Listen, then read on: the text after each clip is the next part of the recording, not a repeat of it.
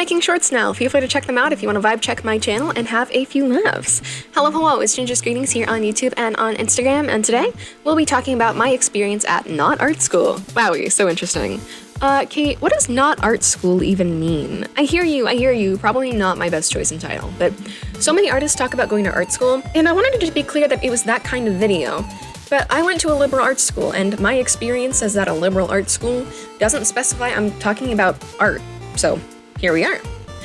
This kind of video is a staple when it comes to artists on YouTube, and despite how samey they are, I still enjoy watching them. In my experiences, they have similar talking points, and they usually end in one of two ways. I want to see if my experiences measure up, or if I'm doomed to never be able to make a clickbaity video about how art school has eaten my wallet and drained every ounce of passion from my soul. So, in order for this to be a proper art school video, here are the criteria I've arbitrarily collected. 1. Be overwhelmed by the amount of talent among your fellow freshmen. 2. Have had at least one professor that doesn't see cartoons, especially anime, as real art. 3. Complain about the expensive tuition. And 4. Experience art burnout, usually somewhere in the later 2 years. In the end, I also need to decide whether or not art school is worth it, or in my case, studying at a liberal arts university. I think as long as I hit all of these points, I should be able to certify that this is a not really art school video. With that said, let's get on with it. Let's start by answering the question that may or may not be on your brains right now. Why didn't I go to art school if I was majoring in art? The easy answer for that is I didn't go into school as an art major. In fact, I didn't leave school with just an art major. I graduated with 2 different degrees, one in art and one in earth and environmental science. I was always intending to major in art, but studying something under STEM was an expectation in my family, one that I felt like I had to live up to. I also did genuinely enjoy environmental science, and I had a lot of fun doing research. Alright, time to refocus in on art. My major specifically was a degree in arts in studio art with a concentration in drawing and painting. That sounds all fine and dandy until you hear that I had never painted anything seriously in my life up till that point. In fact, I had never even taken a single art class before college, unless you count the basic ones you take in elementary and middle school. As I'm writing the script, I just had a super clear memory flash through my head of being in elementary school, using glitter to make snow on these little houses we drew. My art professors would have hated it. Fun fact, professional art people tend to hate glitter, and I just find that unfortunate. But yeah, I would say I meet the first criteria. I was definitely overwhelmed. I felt like I was a newbie taking up precious space where I didn't belong. You'd be surprised how quickly that feeling fades, though.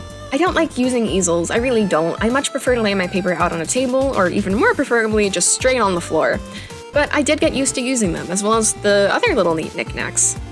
For the most part, I think I got along well with all my professors. They were all really nice, with different skill sets and a lot to teach us. But there was one professor in particular I have to admit to liking a little less than the others, and that's because she was one of those people that really didn't like anything that looked even remotely like anime. To be honest, I think if she had told me the class was focused on realism, or that she didn't want us to do cartoon art because she wanted us to focus on drawing from observation, or anything like that, I would have been fine with that.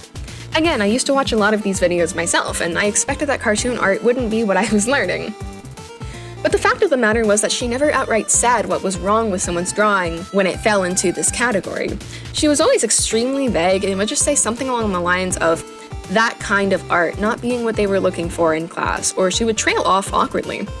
Even when she said we could do whatever kind of art we wanted for a project, she still made a point to come to our table because there was a collective of the 4 of us at the same table who all had the same issue, just to make sure we were aware that didn't include our art, which she deemed as not really being art, I think because it was too formulaic, something like that. And here's the weird part. It wasn't cartoon art as a whole that she hated. There was another student in the class whose art style was very clearly inspired by American cartoons alone. And while he didn't draw that way for every project, he did do it for some of them. And she just responded very positively.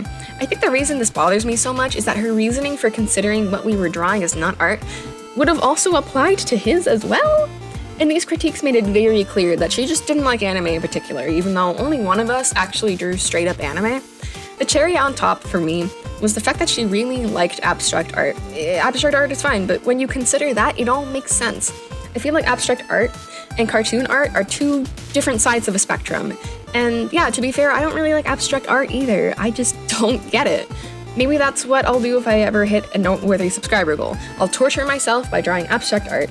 If you want to both help me while making me suffer at the same time, feel free to like and subscribe. But yeah, I can definitely check off this note as well.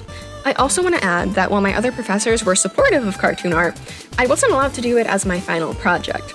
It was weird because initially my advisor had given me the okay to do either a comic page or a small book and seemed excited for the ordeal. But she had to backtrack because for our final project we do an art show, and that art show relies on sponsors to run.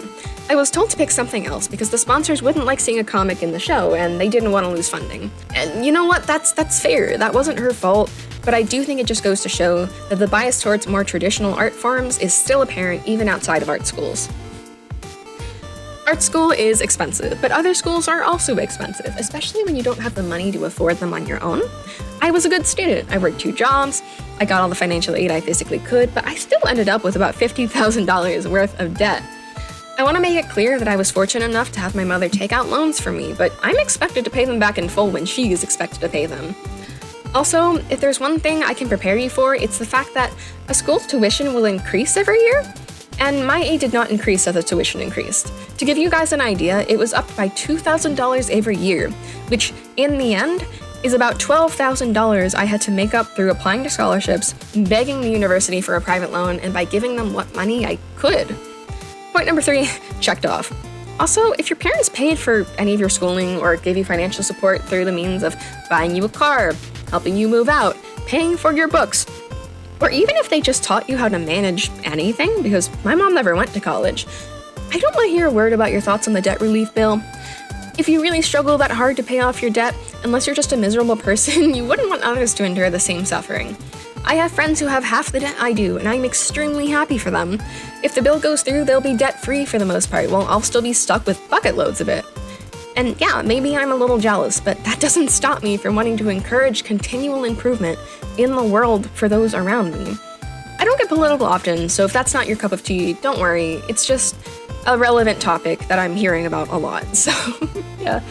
Alright, we are down to the final inning, the last barrier I have to making a truly common clickbait-worthy video. Did I experience art burnout and lose my passion for drawing?